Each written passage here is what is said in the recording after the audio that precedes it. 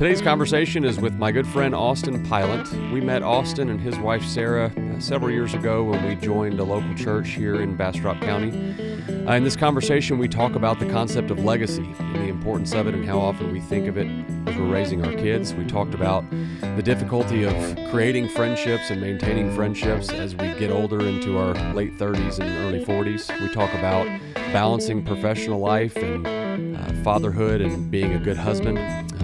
Whether or not we want to send our kids to college, finding common ground with people that we may disagree with. We talked a lot about, towards the latter part of the conversation, addiction, trauma, things that we're trying to kill from our life now so that our kids don't struggle with them. So we always cover a lot of ground. This one, towards the end of the conversation, we touched on some topics that I think will be good fodder for follow-up conversations with Austin if he'll allow himself to come back in for another visit. But with that said, I hope you'll enjoy this very honest, very open conversation with my good friend, Austin Pylant.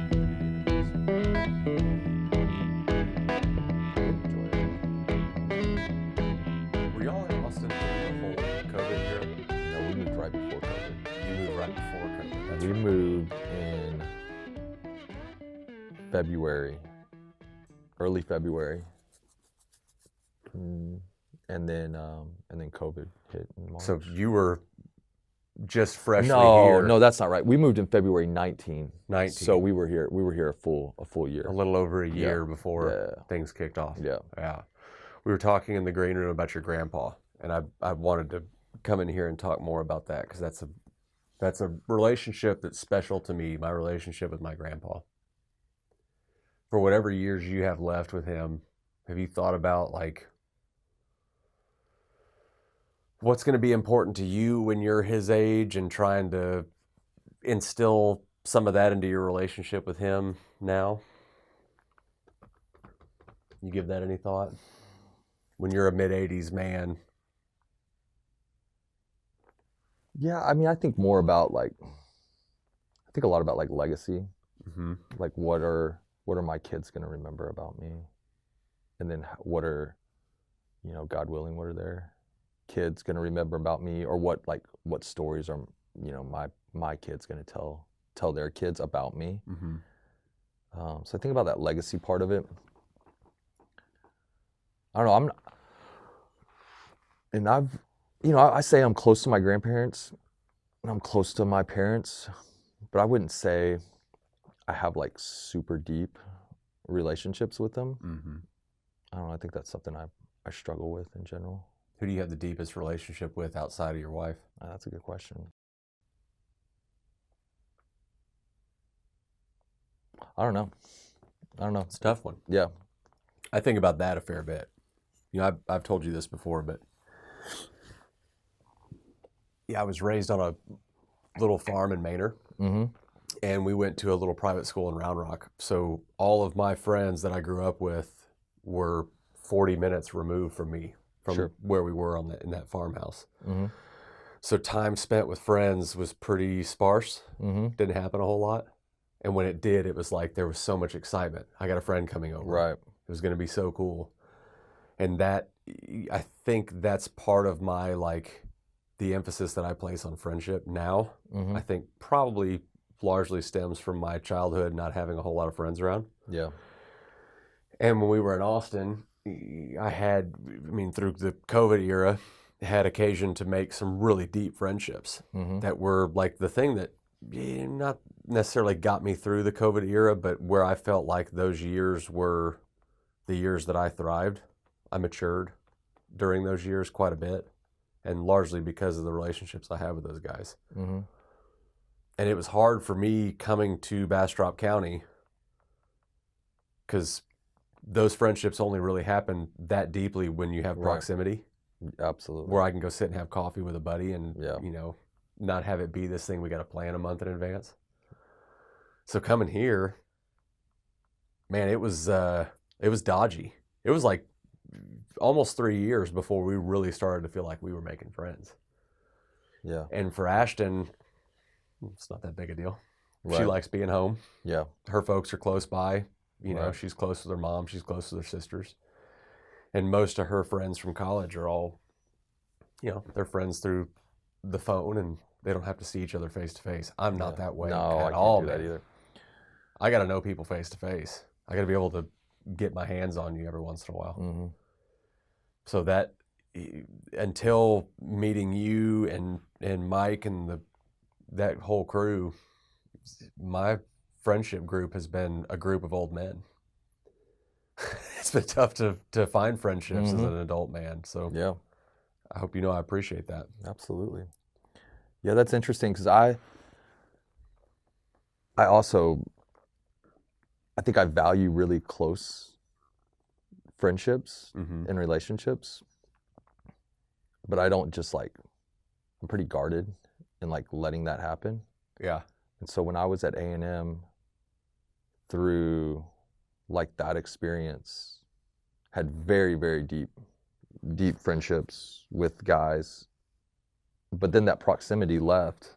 And I'm the same as you. I need to be close to you to have like a good, like meaningful relationship. So, everyone dispersed and like they just kind of all died. Like in the Corps at A&M, everyone has like this like saying of like your buddies will marry you and bury you. And I just don't, like, I think that's kind of bullshit for me because like I need you like right. I need you right there. Otherwise I can't maintain that friendship. Doesn't mean I'm not friendly with you. It doesn't mean I don't care about you, but I just like I can't maintain a deep relationship unless I'm in close proximity to you, for sure. Yeah, it can really only be a surface friendship if I don't have the ability to like drive past your driveway and just pop in and knock on your door and like I'm coming in. Right. If it has to be a thing that's planned weeks in advance, it's much harder to maintain. Yeah, sure. Yeah. You were in the Corps in college? All 4 years? How does that work at A&M? So really interesting for me. I'm kind of like a unique situation. So I went in on a track scholarship my freshman year. Ran my freshman year. Wasn't really, I don't think it was ever what I had an intention to do long term. Finished up that first year. We had a whole new coaching staff coming in that next year.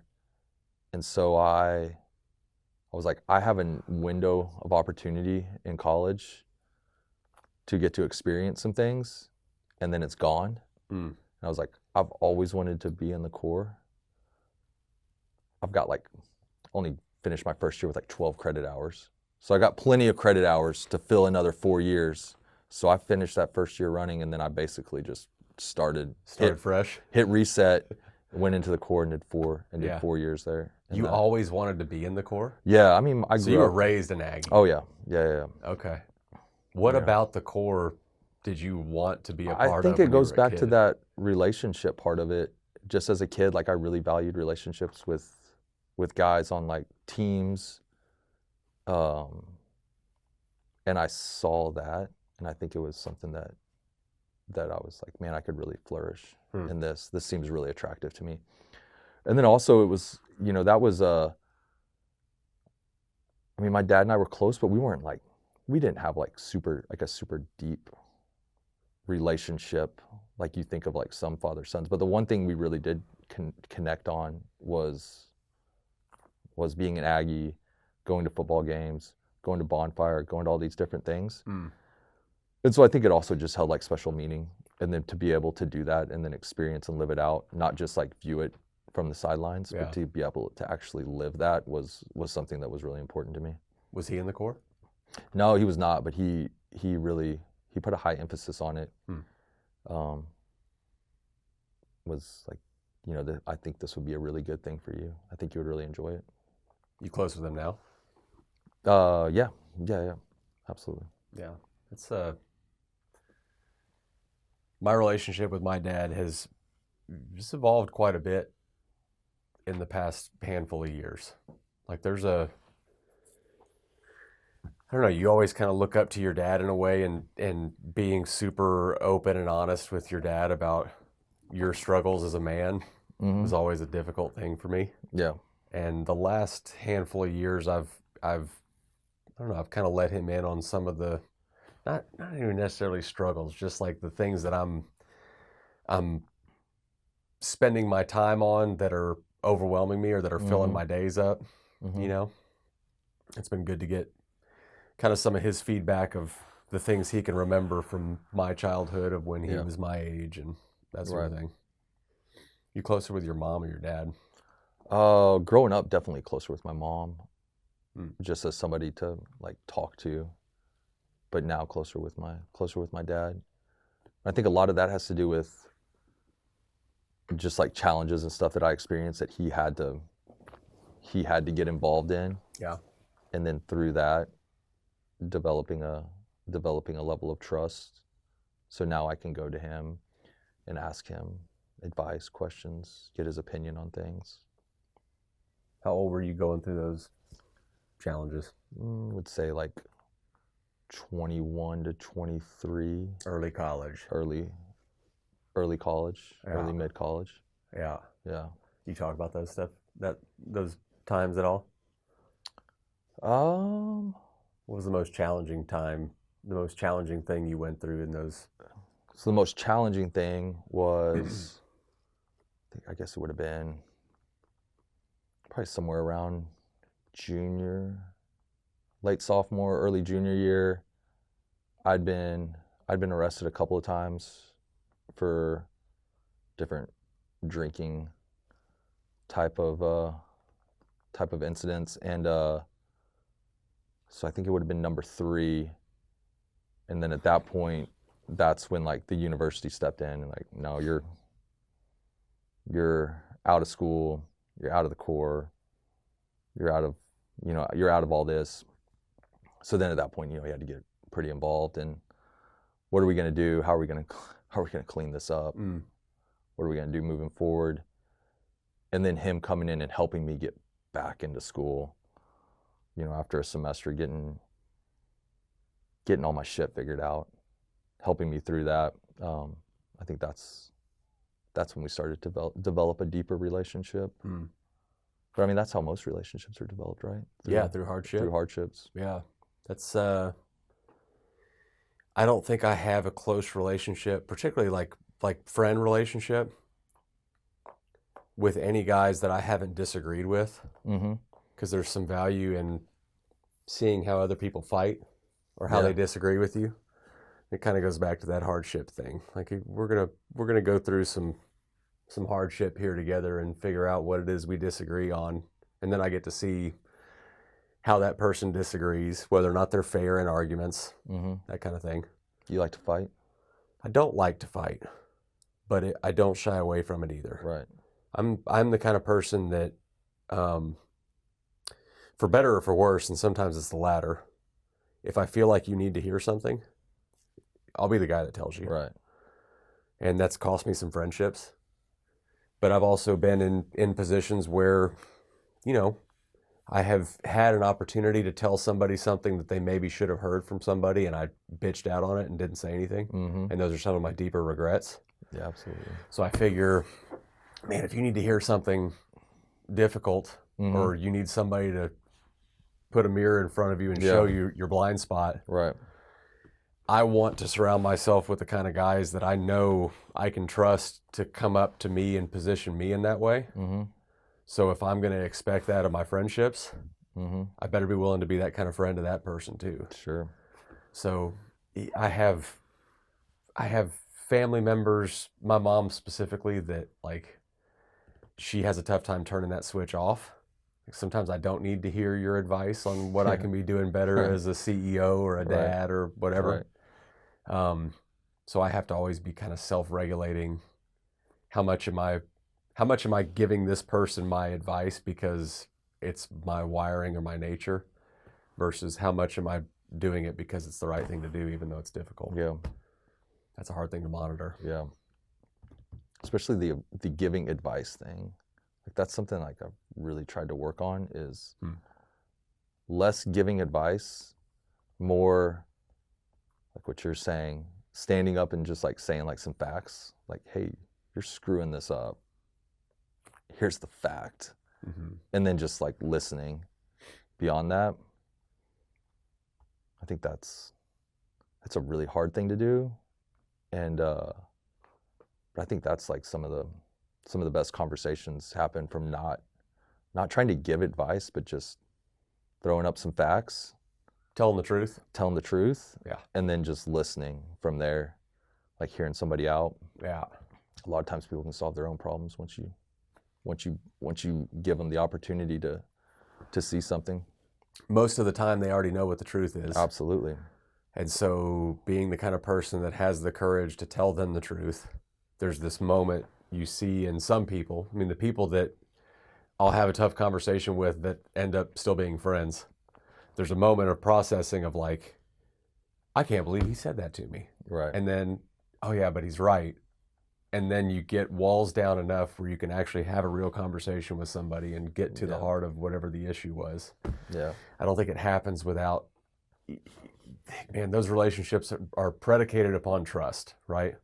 Like I have to trust you well enough to know if you're going to come up to me with something that's going to ruffle feathers, you're doing it because it's in my best interest. At least you think it is, you know, and you're doing it in the service of truth, whether or not it's convenient or comfortable, doesn't matter. Right. Yeah. I appreciate that about you in the short time that I've known you, because I got to see, like when we had that conversation at Mike's house about just the feeling of being in the wilderness. Mm-hmm.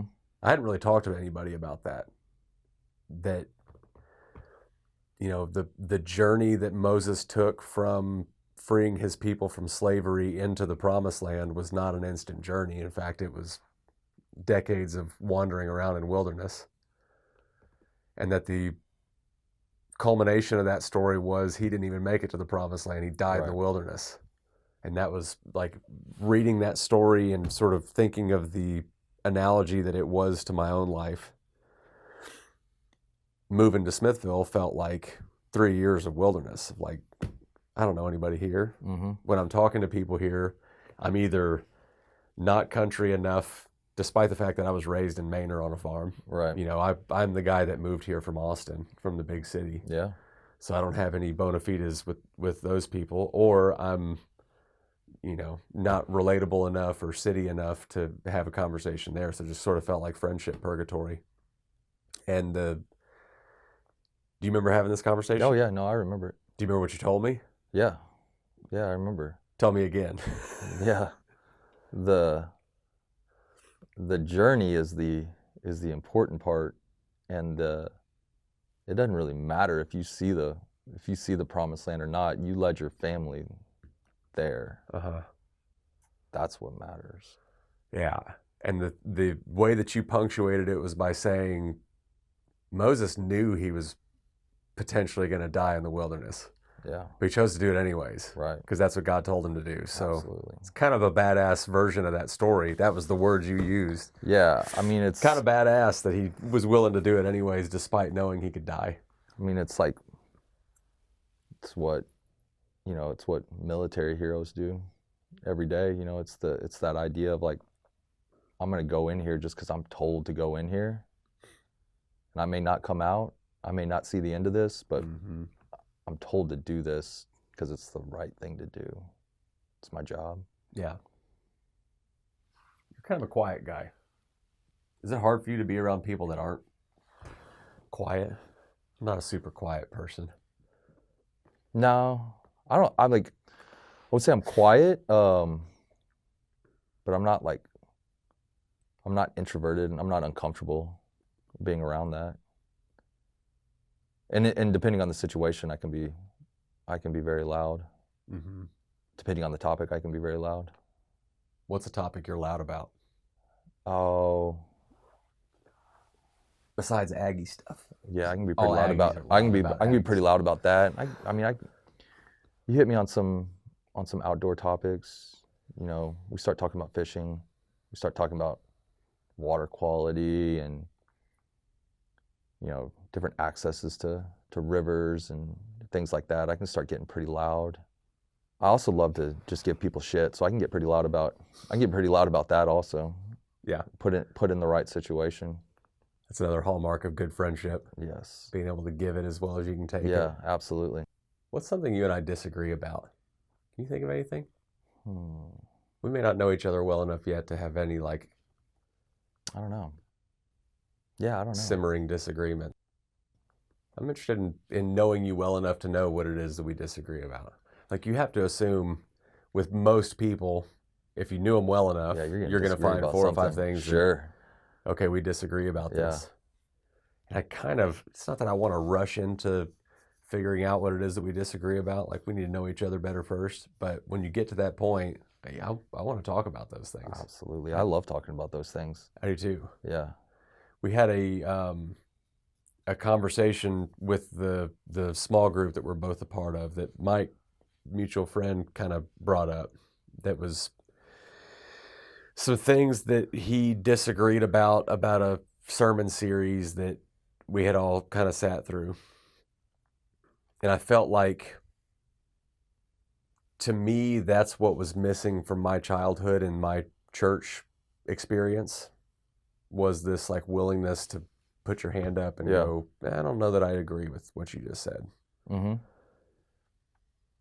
Do you find that happens a lot with you in theological terms? Do you pay enough attention to know like content in sermons, whether or not you agree with it?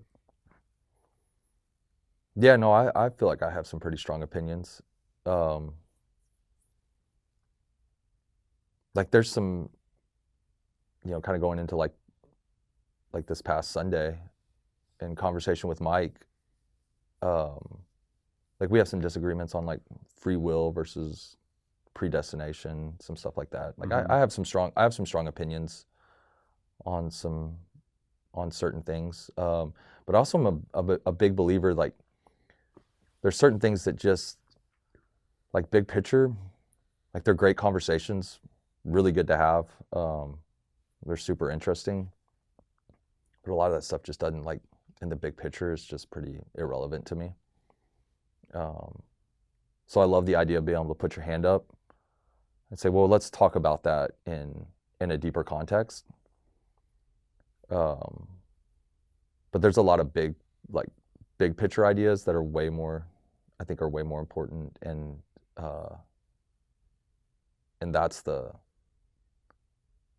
the stuff that's like, I think that's when people like really need to get like bold and stand up and say something.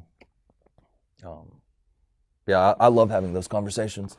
I really appreciated this past Sunday as well. I told Sarah afterwards, I was like, man, I feel like we're starting to get somewhere now.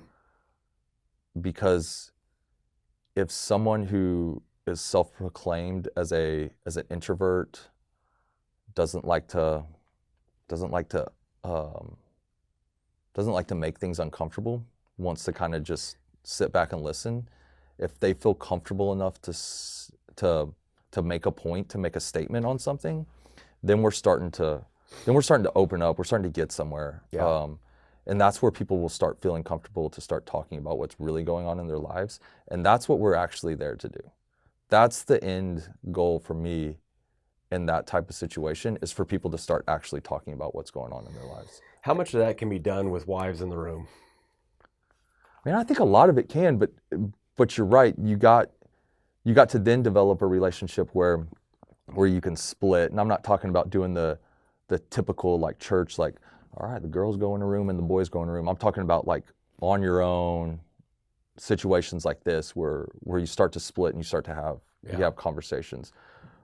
But at a point, you also got to have a comfort level to, we're going to talk about some things like as couples, things that are going on in our lives. Because I think there's a lot of fruit of like people sitting in there in kind of that uncomfortable situation, but responding to it. And maybe not even giving advice, but listening, telling truth, and then also telling relatable situations. Because people can get so uncomfortable because they feel like they're isolated in this. I'm the only person who's going through this. It's like human nature to go, I am the only person who is experiencing this thought or this situation. And that is a lie. It's the idea of like what Mike was talking about, like you're doubting something, you're doubting truth in the Bible, you're having questions like, There's nothing wrong with that. And being able to step up and go, I am having doubts in my faith right now, or I'm having doubts in something that's being taught to me or something that I'm reading. Well, absolutely. You need to talk about that. Yeah. Let's talk about it.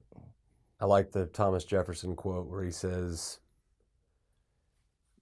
"Be there a God, he must surely prefer honest questioning to blindfolded fear."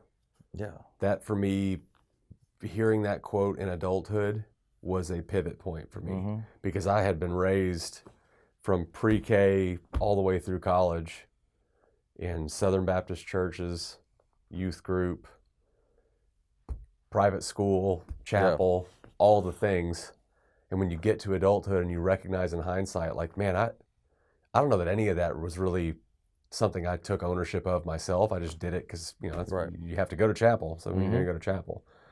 And being wired in a way that I question most everything anyways, that's where Mike and I get along well, because I feel like he's constantly questioning and poking and trying to take a contrary opinion just for the sake of it. He's got that attorney thing. I didn't like that the one topic in my life I couldn't do that with was the topic of faith. Yeah, the topic that's supposed to be the most important thing. Because I can't do that. You can't tell me I can't question something when I've got questions. I'm going to ask my questions.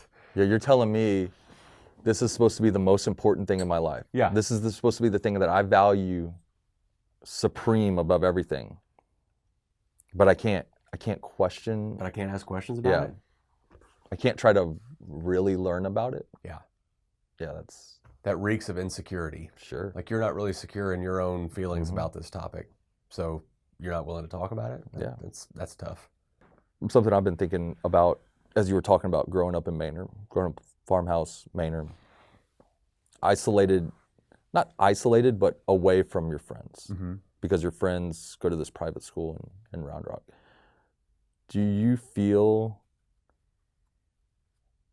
How do you feel about your kids basically going through the same thing? Because y'all live in a house in the country. They can't ride their bike down the street to go see friends. Yeah. So you're rearing them in a very similar way. I think about that a fair bit, actually. Part of the comfort level that we had to move when we did was, like, I know how to raise kids in that context because I was raised in that context. Yeah. And also appreciating the upsides of it in hindsight, the things you don't notice when you're a kid. Yeah. You know? But I think that there's a pull for me to want to be more involved in the community that we live in. And we so far haven't become super involved. Our kids don't go to school in the public school system there yet. And I think there will be a time for that. And at that point, we'll get a lot more involved than we have been. Yeah. But part of that, like, you know, the kids being able to have friends and have them come over on a whim and that sort of thing. Yeah, I think about that quite a bit. It's not that I would see it as a deficiency from my childhood, but it's certainly, for my wiring, whether or not I'm nature or nurture as an extrovert and a people person, I would have wanted to have more people around when I was younger. Yeah. And I see that in my oldest. I don't see it as much in the young one. I see that, you know, the older of the two has that same sort of, like, when he gets in a room with people, he just wants to be there. He wants to talk. Yeah. He wants to connect with you. The young one's not so much like that. So I don't know, man. That one of the challenges of fatherhood, right? Trying to set them up in a way that's better than what you had growing up. Yeah. Do you want an easier life for your kids than you had? No. Talk about that a little bit. No. I mean, well, one, I had like I wouldn't say it was privileged, but I never wanted for anything. So it was, you know, suburban life, pretty all-American, you know, went to good schools, good public schools, was given every opportunity, and was the importance of education, the importance of how how to steward money was all very heavily set on me. And then was able to go to college. Was able to go to college with, not a worry, that's all paid for. You don't need to worry about this. All you got to worry about is like spending money, things like that. So it's just, and then, after college I wasn't really given anything, but I always had that. I always knew I had that security blanket if I needed it. Mm-hmm. I didn't want that. That's just not really how I'm wired. But it's always there.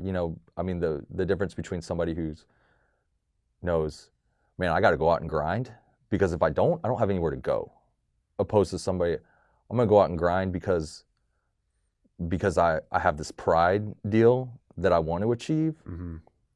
But I know I got insurance if it doesn't work out. That's a completely different mindset. So I do want my kids to have some more challenges. The right amount of challenge. The right amount of challenges. Yeah, because you don't learn from the successes as much as you learn Right. from the failures. Right. So what you'd want for your kids is the appropriate amount of failures when the consequence for that Yeah. failure is small, Yeah. so that they learn those lessons.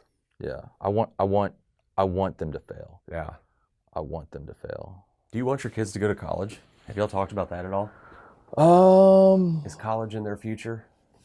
I mean, probably, but it's not. I don't think I'm going to make a huge point of emphasis on it.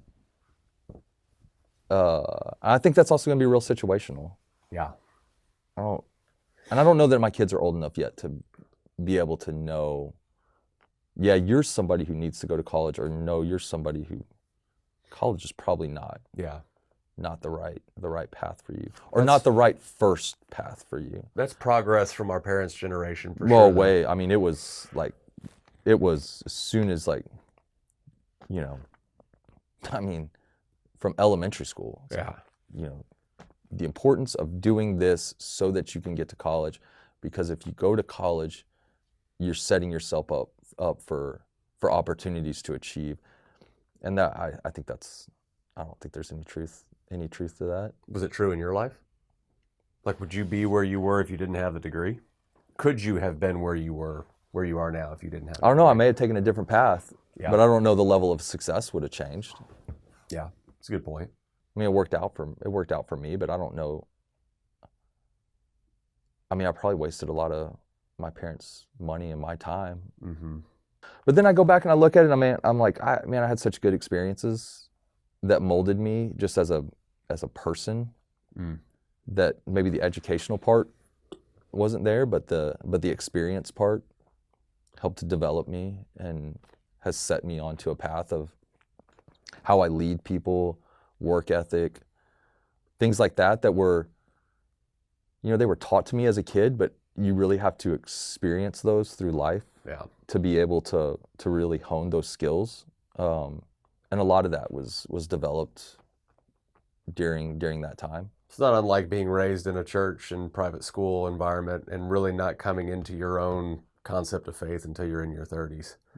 Like, Absolutely. you can understand it all intellectually, but Mhm. until it becomes a thing that's real to you, it's hard to know. Sure. Is there, okay, so I remember what I was going to ask you earlier, but has there been a time in your life where you felt like God spoke to you? No, I just don't have that. Like, I just don't have those like moments. Mm.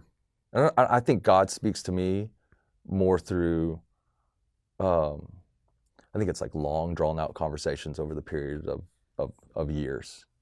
I don't ever feel like I've ever had like these just like aha moments of like, oh man, I heard God in this situation. God has led me to do this. Yeah. I think it's way more of a journey for me. Does it make you feel like your relationship with him is deficient when you hear other people tell stories of the times where they heard God speak? Honestly, no, because most of the time when I hear that, the pessimistic nature of me is like, I don't believe you. Yeah. I have some of that too. Yeah, I don't believe you. I think you're telling me that because it sounds good to you. Uh-huh. I think maybe you felt something and you're really like leaning into that. Yeah. I don't want to feel like that, and I have to back myself away from it a lot to go, man, every person's different. I have some of that too. But mentally, like my instant reaction is, no, you're full of it. I had a guy tell me one time, I asked him that question. I asked that question of a lot of Christian men because, like, I don't have that experience myself of hearing this audible booming voice. And I asked a guy one time who was just adamant, like, man, I've had several encounters with God. I was like, dude, tell me about one of them. I want to hear it. And he tells me this story of, me and the wife were having a tough time. I feel like I really just needed to get away for a couple of days. I told her I'm gonna be gone for a week. Didn't tell her where I was going. Went and got in the truck, drove to Colorado, and drove back in this mountain range. 15 miles, way away from everything. Set up just sort of a primitive campsite, and was laying there, and I was praying, and then all of a sudden, these lights kind of showed up, and they sort of grouped together in a pattern, and then they sort of went across the sky and then just kind of faded off. And he was like, and I knew it was God showing me something. He was like, I saw it plain as day. And I pulled my phone out and I Googled the Starlink satellites. Yeah, I was about to say the same thing. I was like, man, you saw Starlink. I was like, man, I'm going to ruin this guy's God experience by showing him that it was actually Elon and not God. Yeah. Because I have that same, like, I don't doubt that some people had those kind of experiences they just can't explain. Like Ashton and I have had a ghost encounter that can't explain. It was real. Okay. But I've never had a situation where I was like, okay, that was God pushing me in that direction. Right. And I don't know, man. If I have a consistent prayer, that's one of them for sure. It's like, let me hear something from you where I recognize that's you and you're pointing me in this direction. Mm-hmm. And it's never a clear thing. When I get it, I get little, just like nudges. You know what I get? I get the comfort of knowing that, man, I made some really bad decisions in my life. Mm-hmm. But through all those poor decisions, just crap decisions, that there's always been God on the other side. It's always like, I'm always okay. And sometimes I think like, well, that goes back to that, like, I grew up like pretty good. Mm-hmm. And so it's just kind of like things just kind of work out. But then I also go, well, no, that's not true. There's plenty of people I know who grew up very similar to me, go through similar really rough patches and just crumble. Mm-hmm. And that hasn't happened. And I have to believe that, well, I know, and I think this is what really kind of brought me into my faith in around like 29, 30, was like, man, God is working here doing something. There is something more out there for me. Like there's no reason why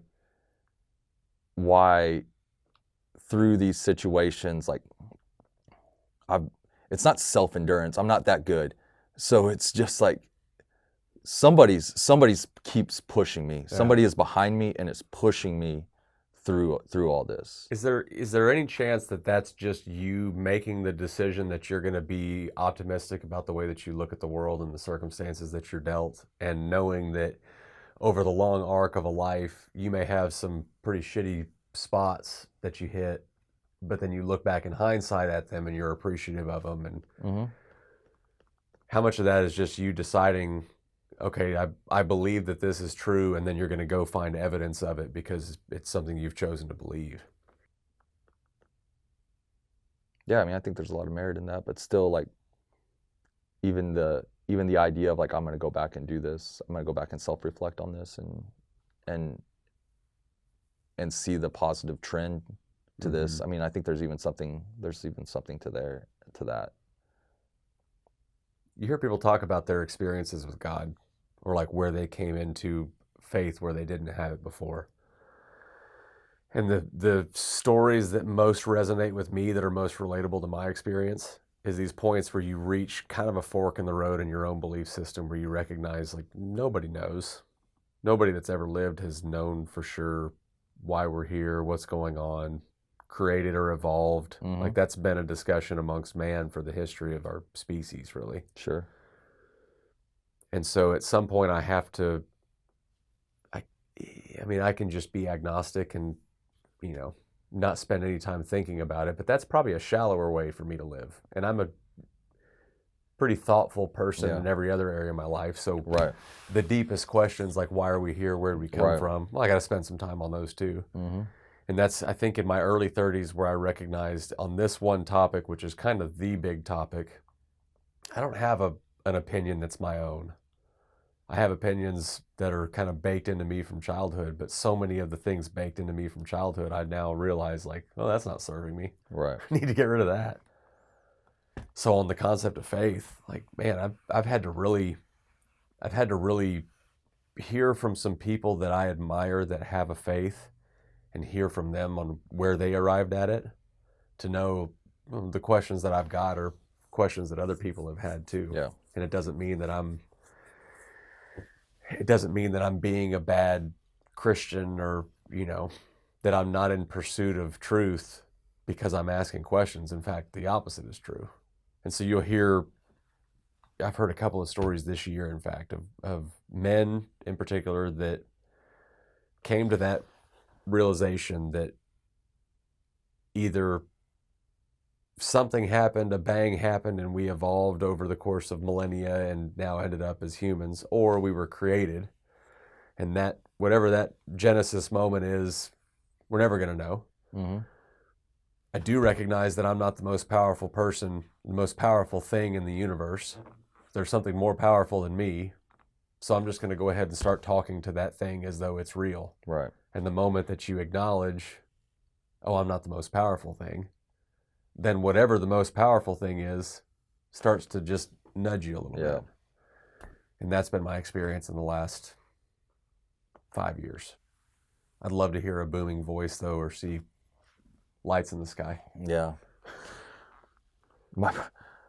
Sarah, my sister, my brother-in-law, and I think we all, cumulative 4 kids. We're out in Big Bend, backcountry site, Big Bend. This would have been probably like 2020, 2021. So Starlink's like a relatively new thing at this point. We're laid out in the backcountry. Kids are asleep in the tents. We're laid out on a mat, drinking wine, hanging out, you know, looking at the most beautiful dark sky in the country. And we see that stream of lights come across. And my brother-in-law, he's a little out there, and he is like, that's aliens. And he is like convincing himself. And then we see it this next night. And we see it for 3 nights in a row, and he is like just like convinced. And you didn't know what it was? We don't know what it was. We don't know what Starlink is. Yeah. And the pessimistic side of me is like, no, you're a dumbass. And then like 2 years later, he texts out in a group this article about Starlink and like going through like Big Bend and like seeing it, and he's like, all our questions are answered now. Turns out, yeah, it wasn't aliens. Turns out it wasn't aliens. We're all safe. Yeah. Thank God. It was just Thank Elon. God. What do you make of the time that we live in right now? Are you optimistic about the future? Or are you pessimistic about the future? No, I'm optimistic. Tell me why. I nothing we're experiencing now has. This is all happened before. Like even, you know, we talk about it a lot because we send our kids to public schools, and we hear a lot of like, how are you dealing with, you know, all these ideas of gender identification and all this stuff that they're pushing in schools. I'm like, man, this stuff has all happened before. I mean, what do you think? The Greeks didn't have like gender identification and weren't like exploring all these different ideas and concepts. This stuff has all happened before. Man, just like, I think if you have a good home, and when I say a good home, like you have a stable home, doing your best you can to teach facts, truth, and then you develop a good community around that. things are gonna work out the way they're gonna work out at that point. Mm-hmm. So I'm pretty optimistic about it. You like that by nature? Yeah, I think so. I just don't like. Just not gonna stress about stuff like that. Yeah. I'll stress about things that are going on at work. I'll stress out about, my daughter getting hit in a softball game. I'll stress out about Aggie football games. I'll stress out about if it's gonna rain and fill up the Llano River. I'll stress out about things like that. I'm not gonna stress out about these big topics of like, what's Elon gonna do trying to control us with all these different ideas. What are we going to do with our kids because they're all this liberal propaganda that's getting pushed into our school systems. It's like, I'm not going to stress out about that type of stuff. Humans are resilient anyways. Yeah. We've been through a lot worse. We've been through way worse. Yeah.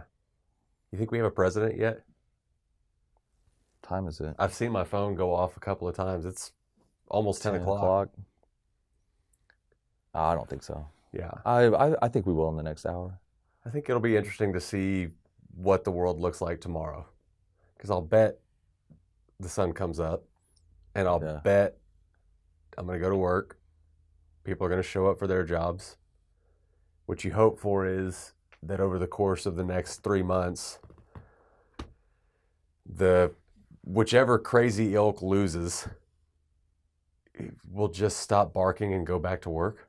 They'll find something else crazy to bitch about. Yeah. Yeah, I've told people, I was like, man, I've paid taxes under George W., Obama, Trump, Biden. I'm gonna pay taxes again underneath the next.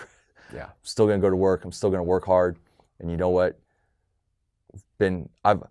I have through all these different ideologies, I've been able to slowly climb through that. It's not going to stop. I'm not controlled by somebody who's elected. Mm-hmm. That's not going to that's it's not saying it's not important, but it's irrelevant in what I'm going to do in my day-to-day life. Yeah. I've tried to recognize and remind myself that unless I'm willing to run for an office, and I'm not going to, really the only influence I have on anything that goes on in politics is the one vote that I get to cast. Mm-hmm.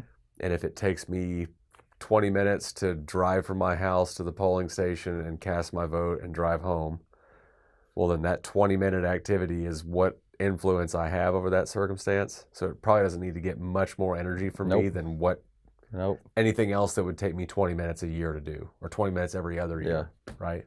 Yeah. But it's that topic is sure easy for people to get wrapped around the axle on. I mean, it creates interesting conversation, especially if you're open and you enjoy hearing ideas. It's interesting conversation. It's nothing more than that. Do you enjoy it? You enjoy having political discussions? Depends on who I'm having political discussions with, and that doesn't mean it depends on what your ideology is. Yeah. It just more depends on how you enjoy to argue, or how you enjoy discussing that topic. I found that if I'm a little more conservative of center, I'm pretty center about most things. I try to force myself to be central about big topics. Yeah. If I'm a little more conservative of center, I tend to get along better with people that are on the opposite side of that dividing line than I do people that are further on my side of the discussion. Absolutely. I feel the same way. And I think that whatever has happened to us in the past, 2 political cycles, is amplified by new technology that we just haven't really figured out how to use in a healthy way yet. Mm-hmm. And it's given megaphones to people that are the loudest people in the room. Yeah. And for you being a quiet person, you'll resonate with this. But when you walk into a room, the loudest people in that room are probably not the people you want to be spending a whole lot of time around in any given room. and we've just given a megaphone to those people.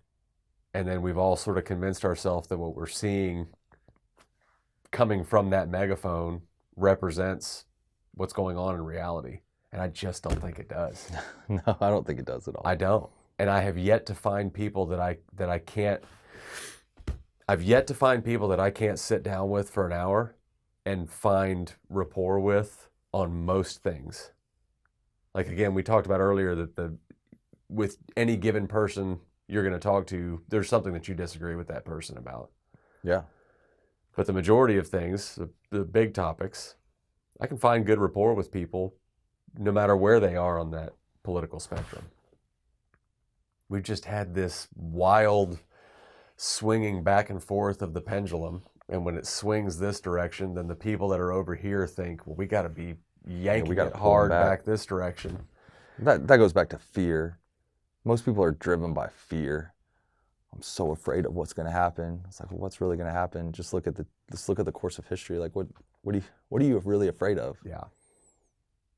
Yeah. You know what I think it is? I think it's the equivalent of dogs barking at each other across a fence. They're real aggressive, real loud. Mm-hmm. They say nasty things to each other when there's that fence in between. Yeah. But the moment you remove that fence, tails go under legs. Yeah.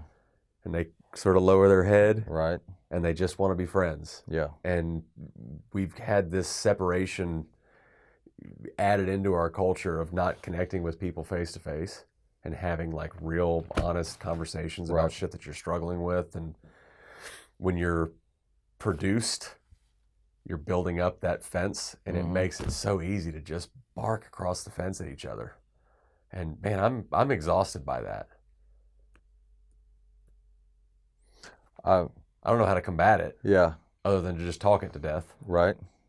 But yeah, I struggle with that concept. Like, if there's going to be unity as a culture, it's going to start with things that we agree on, not things we disagree on. And as in any disagreement, if you don't have some rapport built with that person where you can trust that they're going to treat you fairly, you know, for the ways that you screw up, somebody has to go first. Somebody has to be willing to give grace first. Yeah. And I just haven't seen a whole lot of it. So I'm still optimistic, but whatever the rebuild looks like, it's going to start with somebody going first, and it's going to start with a pretty significant amount of grace for whatever grenades have already been lobbed, you know? There has to be somebody that's willing to give grace. Yeah, I feel like usually when that kind of stuff happens, it's because there's something big happens. You know, some sort of 9/11. Yeah. Something big happens. Yeah. And then everyone can go, man, all this piddly shit that we've been bickering and barking at each other about, it's really not that important. Right. You saw it with 9/11, and it was real, it happened.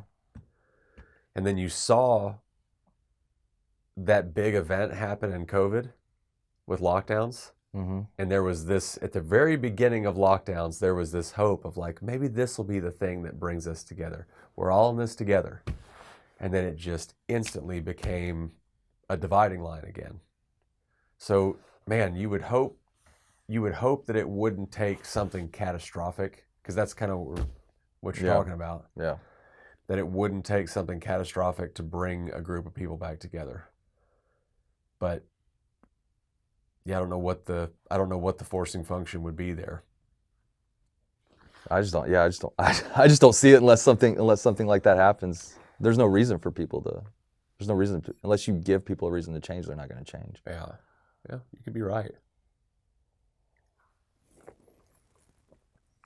How do you want your boy to grow up? You have a boy and a girl. Actually, let me ask that differently. Which do you think about more in terms of your influence on them? Do you think more about your influence on your boy or your influence on your girl? I mean, it's equal, but it's very different. Yeah. It's very different. How so? I mean, with a girl, you know, you're just very guarded in her, you know, just her being a girl. and developing into a woman, and that's just I don't know, that's just something that I feel like as a father you're very guarded of. And so I think a lot about how I treat her and how that's going to affect her as she's developing. And I don't even know that I've figured out like the right way or the wrong way to do that. The one thing I do know is just being involved is the right thing. Sure. And I think that how you do that's kind of develop as she grows, but being close allows you the opportunity to know what she needs for her personality. So I think a lot about that. I want to be close to her because as she develops, I want to understand what she needs from me as a father, and I'm able to give her that so that she's not seeking that type of approval or leadership from the wrong places. So I think a lot about that with a daughter. And then with a son, it's almost like it's just very different, because I think a lot about just how the example that I'm setting and how he sees that, because I feel like with fathers and sons, a lot of times you take the example of your father and you're either going, I'm going to go the opposite way, or I want to be just like that. Sometimes both. For me, it was both. Yeah, me too. And so I want to set that positive example for him, and I want to really establish like the kind of like, not the moral right and wrong. Like you want that for all kids, you know, you want to set like a set of moral values, but like, you know, the idea of like standing up for what you believe in and being a strong self-thinker, being a person that looks after others, and just setting that type of example for him. What do you worry about the most with your kids, or do you try not to? I'll be honest, I don't really worry that much. Yeah, you're just not a worrier by nature. No, not really. Yeah, I don't really worry about them that much. I definitely lean into the idea of like I want you to fail. I want you to fall down. I want you to scrape your knee. I want you to bang your head. And I want you to like learn from that and learn how to deal with that. So I don't really worry about a lot of the day-to-day stuff. I worry a lot about the impression that I'm making on the boys on things that I'm just not paying attention to, and like the things I can say to them in a moment where, you know, I've got my reins slack. I'm not paying attention to what's coming out of my mouth, and I say something that, you know, sticks with them forever and nudges them off course. That's not unprecedented. So when I get lost in worry, it's usually about that. It's like, what am I doing that's screwing my kids up that they're going to have to deal with later? Because you have to kind of assume there's things that I'm doing right now that they're going to talk to some therapist about one day. Sure. But yeah, that's when I worry. Those are the things that I worry about. Do you have a hard time apologizing to your kids? No. Yeah, me neither. I have seen what it's like when that's not the case. Yeah. And it's hard to have trust in a person that won't admit when they're wrong. Yeah. I had a lady in here named Jennifer that she's a CEO of a company in Austin. She has this saying with her staff that crow is best eaten warm. I feel like that's so true. And it goes back to, you know, if there's a rebuild point for our culture, it's going to start. That's going to be a big piece of it, is admitting where I've been wrong, when I've had some assumptions of things that were one way and it turned out to be wrong. Yeah, that's try to cultivate that with my boys. If I screw up and I recognize it, I'm going to tell them as quickly as I can. Yeah, I screwed that up. Yeah, I'm sorry, buddy. Yeah, it's not an easy thing to do, but it's important. Mm-hmm. The things that you went through when you were in your early 20s, alcohol-related stuff, problems with the law, Mm-hmm. etc. Do you look back on those things now as like a thing that you're thankful for that you went through? And what has it done? How has it informed like who you are as a man now? I think the overall, absolutely. I look back on it and I'm thankful for experiencing those. I feel like I have a lot of good knowledge to talk to my kids about. Things I'm very comfortable talking to them about. That conversations I never had with my parents. I feel very prepared for, like, as they have struggles, just being able to be relatable to that. Goes back to the idea of like talking about being open in community, sharing experiences, knowing, hey, you're not alone in this. And I feel very comfortable doing that in general. I can go back to say, like, I may not be the loudest guy, but I'm very comfortable with sharing. I'm very comfortable talking in a group. So yeah, I definitely don't regret any of that and feel like it's an important part of my story. Mm-hmm. I look up, and this has been like a recent thing, but I think it's been a part of my faith journey and developing a closer relationship with Jesus. I think has exposed a lot of like sin in myself, and I go back and I've started thinking a lot about some real isolated moments of sin during that time. And that's like been a lot of like shame and stuff coming through that, which has been an interesting new struggle that I've been working through. Just like, man, things that I hadn't thought about in 20 to 25 years, you know, things in like high school that, man, hadn't thought about in forever. And like things that have just been popping back up and just been like, man, I just like get like uncomfortable, like thinking about those times. Yeah. So those have been pretty hard. Do those feel like things you still are working through now? Yeah, and I think the hard part about it is like some of it's like, how do you even work through it now? Like I can't go talk to that person anymore. Like that would be, that's not gonna do anything. I wouldn't even know how to go about doing that now. So it's like, I can't do that. So it's just like trying to work through that. That's part of the whole like AA ethos is one of the steps is making amends with people that you've wronged. Right. How do you make amends with somebody that you've wronged that like you can't? You're not going to go re-engage with. Yeah, I mean, I'm not going to go screw up their day because I'm going to bring up something that happened 20 years ago. I don't know, man. I've done some of that recently because I have the same thing.